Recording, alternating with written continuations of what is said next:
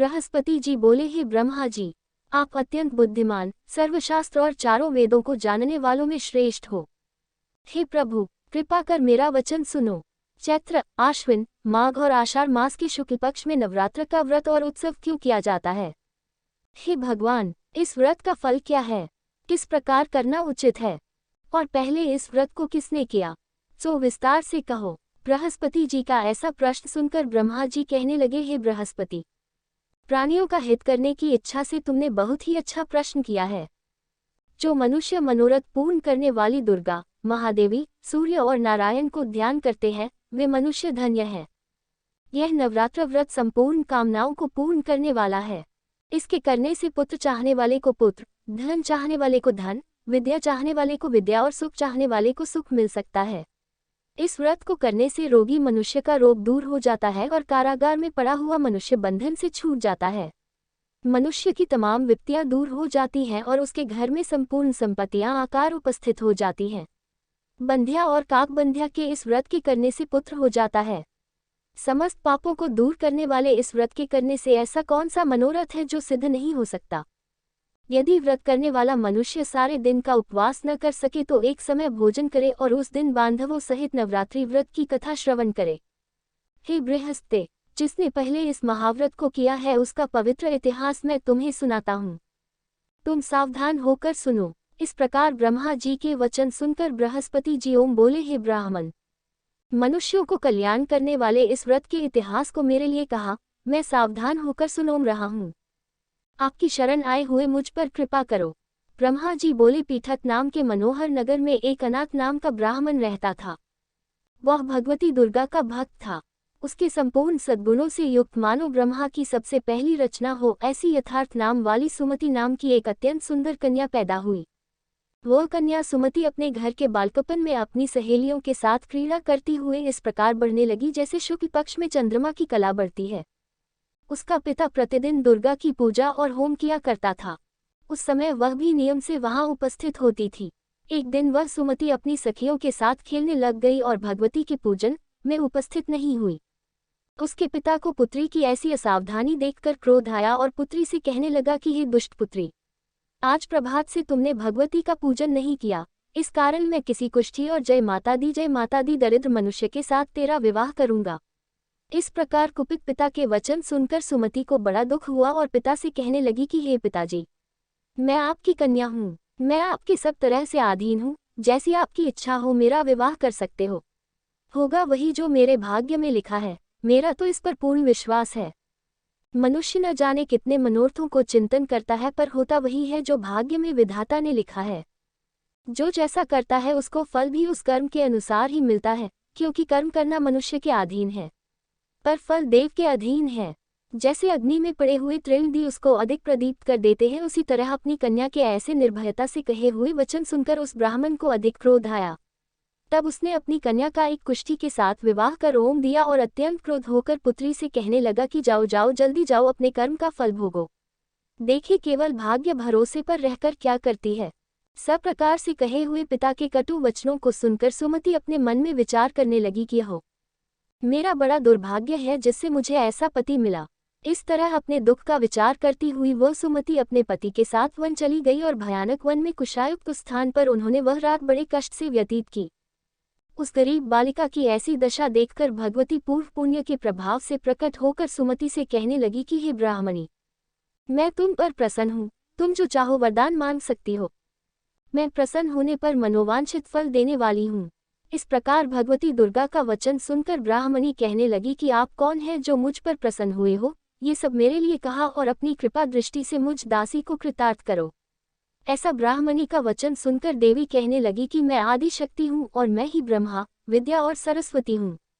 मैं प्रसन्न होने पर प्राणियों को दैख दूर कर उसको सुख प्रदान करती हूँ। हे ब्राह्मणी, मैं तुम पर तेरे पूर्व जन्म के पुण्य के प्रभाव से प्रसन्न हूँ। तुम्हारे पूर्व जन्म का वृतांत सुनाती हूँ, सुनो। तू पूर्व जन्म में निषाद, भील की स्त्री थी और अति पतिव्रता थी। एक दिन तेरे पति निषाद ने चोरी करने के कारण तुम दोनों को सिपाहियों ने पकड़ लिया और ले जाकर जेलखाने में कैद कर दिया। उन लोगों ने तेरे को और तेरे पति को भोजन भी नहीं दिया। इस प्रकार नवरात्र के दिनों में तुमने न तो कुछ खाया और न जल ही पिया। इसलिए 9 दिन तक नवरात्र का व्रत हो गया। हे ब्राह्मणी, उन दिनों में जो व्रत हुआ उस व्रत के प्रभाव से प्रसन्न होकर तुम्हें मनोवांछित वस्तु दे रही हूँ, तुम्हारी ओम जो इच्छा हो सो मांगो। इस प्रकार दुर्गा के कहे वचन सुनकर ब्राह्मणी बोली कि अगर आप मुझ पर प्रसन्न हैं तो हे दुर्गे, आपको प्रणाम करती हूँ, कृपा करके मरे पति के कोढ़ को दूर करो। देवी कहने लगी कि उन दिनों में जो तुमने व्रत किया था उस व्रत के एक दिन का पुण्य अपने पति का कोढ़ दूर होने के लिए अर्पण करो। मेरे प्रभाव से तेरा पति कोढ़ से रहित और सोने के समान शरीर वाला हो जाएगा। ब्रह्मा जी बोले। इस प्रकार देवी का वचन सुनकर वह ब्राह्मणी बहुत प्रसन्न हुई और पति को निरोग करने की इच्छा से ठीक है ऐसे बोली। तब तक उसके पति का शरीर भगवती दुर्गा की कृपा से कुष्ठहीन होकर अति कांतियुक्त हो गया, जिसकी कांति के सामने चंद्रमा की कांति भी क्षीण हो जाती है। वह ब्राह्मणी पति की मनोहर देह को देखकर देवी को अति पराक्रमी वाली समझकर स्तुति करने लगी कि हे दुर्गे, आप दुर्गत को दूर करने वाली, तीनों जगत का संताप हरने वाली, समस्त दुखों को दूर करने वाली, रोगी मनुष्य को निरोग करने वाली, प्रसन्न होने पर मनोवांछित वस्तु को देने वाली और दुष्ट मनुष्य का नाश करने वाली हो। तुम ही सारे जगत की माता और पिता हो। हे अम्बे, मुझ अपराध रहित अबला की मरे पिता ने कुष्ठ के साथ विवाह कर मुझे घर से निकाल दिया। उसकी निकाली हुई मैं पृथ्वी पर घूमने लगी। आपने ही मेरा इस आपत्ति रूपी समुद्र से उद्धार किया है। हे देवी, आपको प्रणाम करती हूँ, मुझ दीन की रक्षा करो। ब्रह्मा जी बोले कि हे बृहस्पति। इसी प्रकार उस सुमति ने मन से देवी की बहुत स्तुति की। उससे की हुई स्तुति सुनकर देवी को बहुत संतोष हुआ और ब्राह्मणी से कहने लगी कि हे ब्राह्मणी, तुम्हारे उदायल नाम का एक अति बुद्धिमान, धनवान, कीर्तिवान और जितेंद्रिय पुत्र शीघ्र ही होगा। ऐसा ओम कहकर वह देवी उस ब्राह्मणी से फिर कहने लगी कि हे ब्राह्मणी, और जो कुछ तेरी इच्छा हो वही मनोवांछित वस्तु तुम मांग सकती हो। ऐसा भगवती दुर्गा का वचन सुनकर सुमति बोली कि हे भगवती दुर्गे, अगर आप मेरे पर प्रसन्न हैं तो कृपा कर मुझे नवरात्रि विधि बताए। हे दयावती, जिस विधि से नवरात्र व्रत करने से आप प्रसन्न होती है उस विधि और उसके फल को मेरे लिए विस्तार से वर्णन करें। इस प्रकार ब्राह्मणी के वचन सुनकर दुर्गा कहने लगी कि हे ब्राह्मणी, मैं तुम्हारे लिए संपूर्ण पापों को दूर करने वाली नवरात्र व्रत विधि को बतलाती हूँ, जिसको सुनने से तमाम पापों से छूटकर मोक्ष की प्राप्ति हो जाती है। आश्विन मास के शुक्ल पक्ष की प्रतिपदा से लेकर 9 दिन तक विधि पूर्वक व्रत करें। यदि दिन भर का व्रत न कर सके तो एक समय का भोजन करें।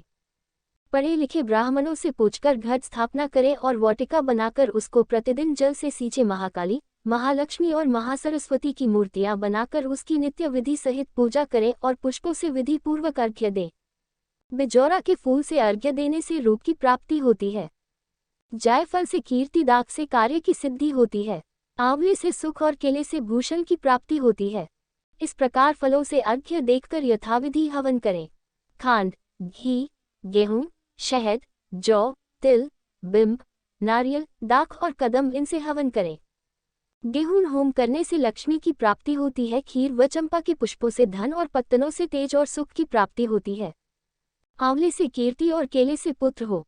कमल से राज सम्मान और दुखों से सुख संपत्ति की प्राप्ति होती है। व्रत करने वाला मनुष्य इस विधान से होम कर आचार्य को अत्यंत नम्रता के साथ प्रणाम करे और यज्ञ की सिद्धि के लिए उसे दक्षिणा दे। इस महाव्रत को पहले बताई हुई विधि के अनुसार जो कोई करता है उसके सब मनोरथ सिद्ध हो जाते हैं। इसमें तनिक भी संशय नहीं है। इन 9 दिनों में जो कुछ दान आदि दिया जाता है उसका करोड़ों गुना फल मिलता है। इस नवरात्रि के व्रत करने से ही अश्वमेध यज्ञ का फल मिलता है। हे ब्राह्मणी, इस संपूर्ण कामनाओं को पूर्ण करने वाले उत्तम व्रत को तीर्थ, मंदिर अथवा घर में ही विधि के अनुसार करें। ब्रह्मा जी बोले कि हे बृहस्पति।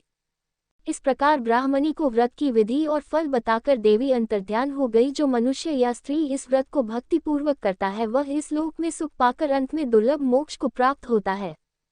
हे बृहस्पति, ये दुर्लभ व्रत का महात्म्य मैंने तुम्हारे लिए बतलाया है। ऐसा ब्रह्मा जी के वचन सुनकर बृहस्पति जी आनंद के कारण रोमांचित हो गए और ब्रह्मा जी से कहने लगे, हे ब्रह्मा जी, आपने मुझ पर अति कृपा की जो अमृत के समान इस नवरात्रि व्रत का महात्म्य सुनाया। हे प्रभु, आपके बिना और कौन इस महात्म्य को सुना सकता है। ऐसे बृहस्पति जी के वचन सुनकर ब्रह्मा जी बोले कि हे बृहस्पति, तुमने सब प्राणियों का हित करने वाले इस अलौकिक व्रत को पूछा है, इसलिए तुम धन्य हो। ये भगवती शक्ति संपूर्ण लोकों का पालन करने वाली है। इस महादेवी के प्रभाव को कौन जान सकता है।